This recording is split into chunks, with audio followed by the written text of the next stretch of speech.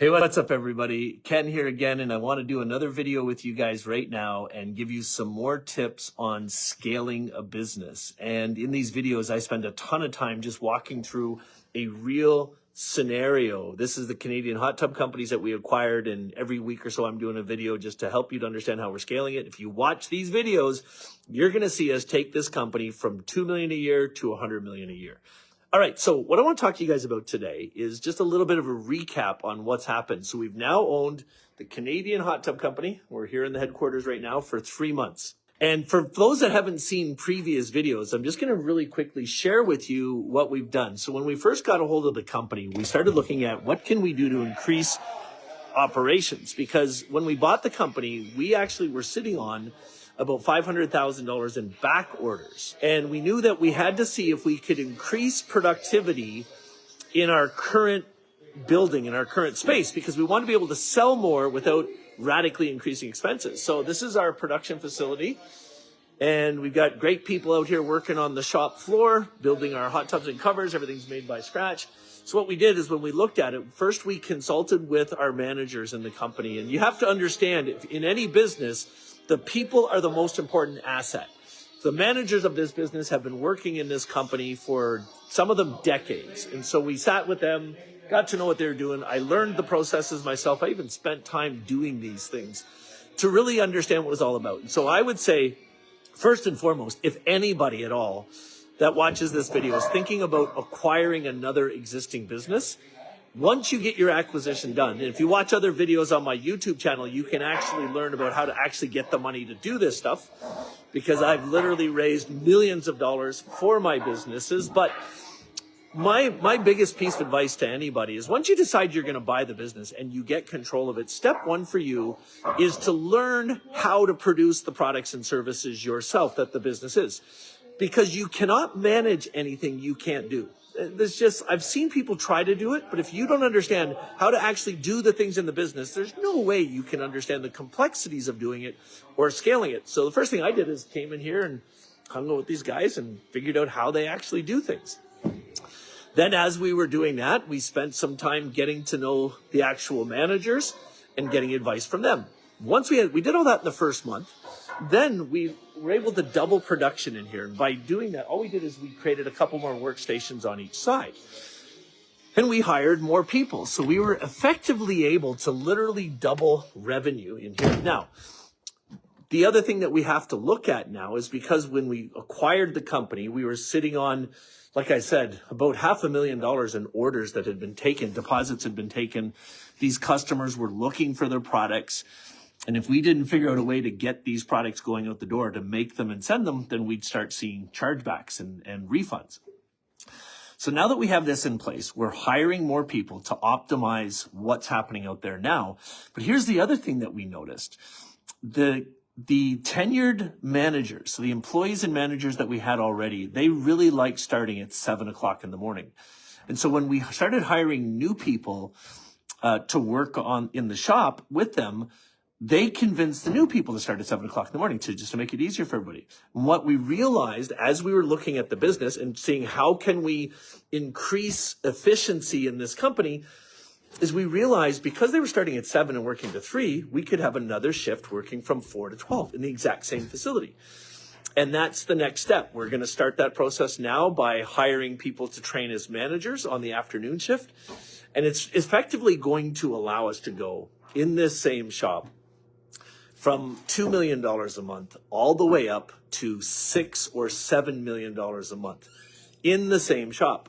Now, in saying that, now we're forced to look at other complexities that are going to happen when you're scaling your business. And so it's great to put together a plan to scale, but then you have to start thinking about what we're going through right now in real time is, in making a hot tub or a cover, we have things that we order from about 6 different companies. First and foremost, all of the hot tubs themselves and the covers are made with red cedar from British Columbia.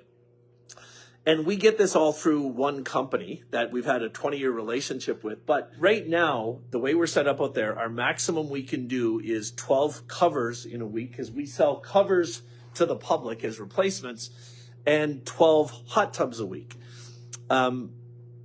with the afternoon shift that we're going to start in the new year, we're going to be able to do in one single week 24 hot tubs and 24 covers. It means we're going to need double the amount of wood. Now, the complexity with that is, where do we put the wood? And I'll show you why I'm saying that. If we go back out on the shop floor, if you look right down there, see those two big skids right there? Those just showed up.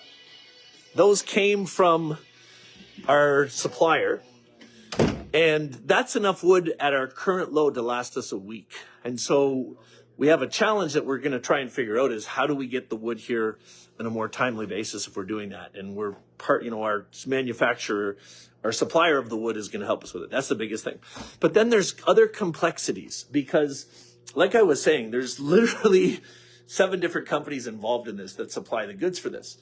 And we have to look at ordering and tracking. So now with scaling, we hired, to get the company really scaling, we went out to the local market and we hired a manager for the business who has extreme experience, a lot of experience working in companies like this and managing them. And that's her right there. That's the back of her. So she's doing amazing, and she's got everything. And so now we've realized that we're going to hire another person that's going to work here as a clerk. And that clerk is going to be an accounting trained person. So they're going to help with the accounts receivable and payable, all the invoices coming in. But that person is also going to be in charge of ordering the inventory and getting that. So take that load off the manager now, so we can do this at the same time. And then way over there in the corner, the guy right over there is our sales guy. So he's taking all the inbound leads and calls, and I work directly with him. But with the increase in ability means we can now go start generating more leads for more sales. So we're going to hire a second salesperson.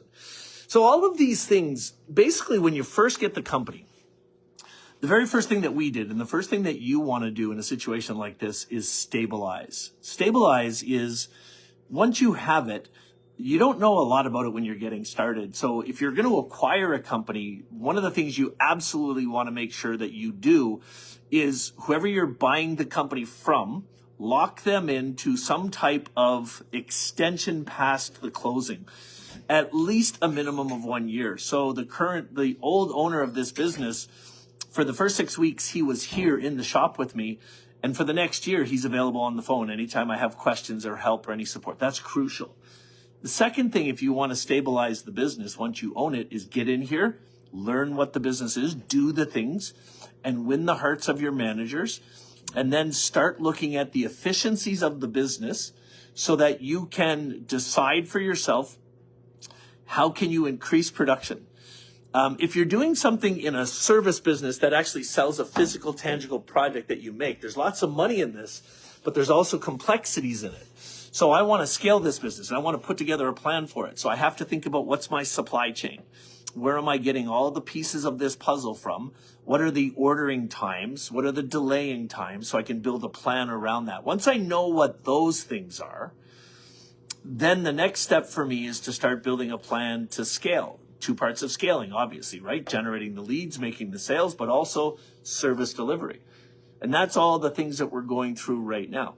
And I think, that kind of gives you a little bit of an update on where we're at today, and lots of things for you to think about if you're trying to do something like this. Now, I want to tell you one more piece of the puzzle, that it was a decision that we just made in our company, and I'm really excited about it.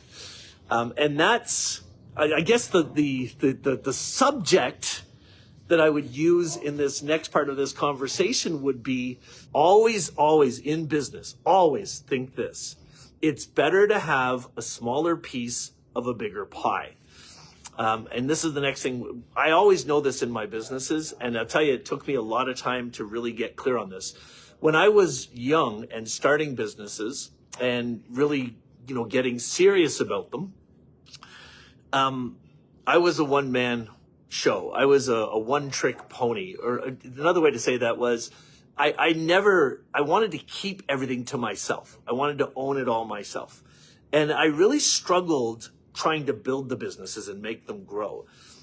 And probably 10 years ago, I'd heard all kinds of people saying to me over the years, it's better to have a smaller piece of a bigger pie, but I didn't really understand practically what that meant until I started realizing that I'm never the smartest guy in the room. I'm a driver. I know how to motivate teams. I know how to keep everybody going. I know how to incentivize people. But if I'm really going to build this business and optimize it and get it, into the hundreds of millions of dollars a year in revenue, I need a lot of help.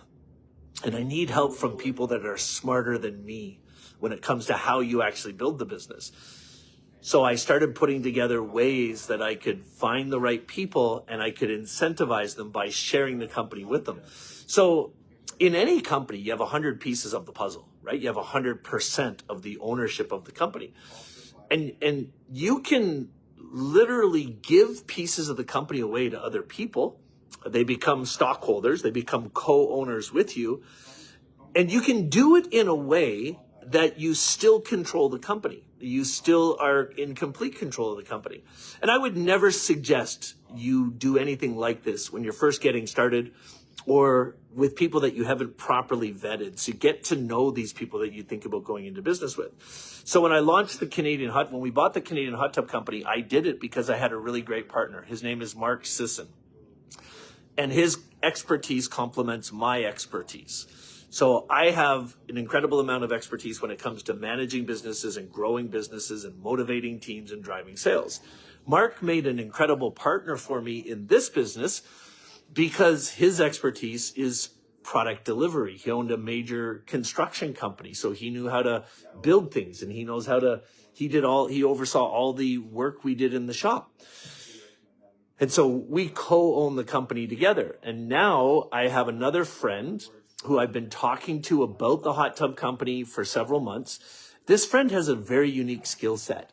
About 15 years ago, he was hired to help a big company in Canada. It wasn't a big company at the time, but it was a company that was in a similar industry to help to grow this company.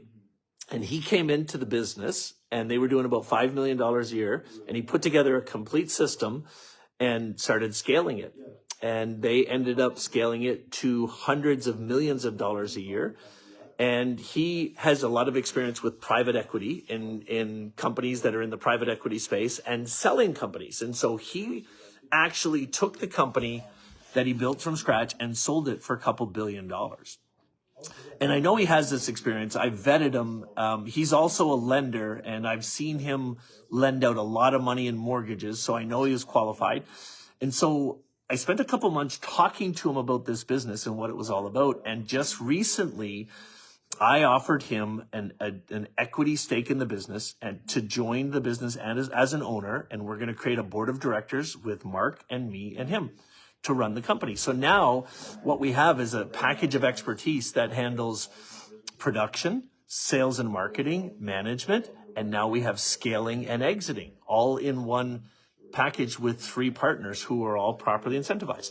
And I was able to set this whole thing up so that I'm giving the new partner a big enough piece of the company that he's excited to be involved. And I'm doing it in a way that my current partner sees the value because he's going to own less, but we're going to do more. And he sees that and he's excited about it. And it creates this great relationship. Now, here's the best part. I still control the company. I still own the majority position in the company, and I get to make all the final decisions. But I've been through enough in my life that I'm never going to make a decision unless all the important stakeholders are in agreement. So the board of directors and the manager of the business. And friends, that's a lot of information I just shared with you. That's where we're at with Canadian Hot Tubs today. The month we bought the business, they did about $100,000 in sales. In November, so we had $100,000 in sales in September. In October, we did about 150, and in November about the same. So we're starting to scale it now. Now, here's the next thing, and I'm going to talk all about this in the next video. Just keep following me on this page. In the next video, I'm going to talk to you about figuring out what you're really doing, because it's taken us almost 3 months now analyzing the books, understanding the numbers, and really understanding the business to actually figure out if we're actually losing money or making money, if we're actually profitable. And as we sit today, we're not quite breaking even. So now that we know what we're doing, now we can definitively put together a plan to scale. So in the next video I do, I'm going to actually talk to everybody about how to figure out the money you're actually making and putting in a proper plan to scale to profitability and beyond. Hey, listen, if you guys enjoyed this video, then make sure you subscribe to the channel, hit the follow button, hit the subscribe button, and share this video. If you know anybody that's trying to build a business, get them to follow me on this page, and there'll be lots more videos like this coming down the road. We'll see you soon.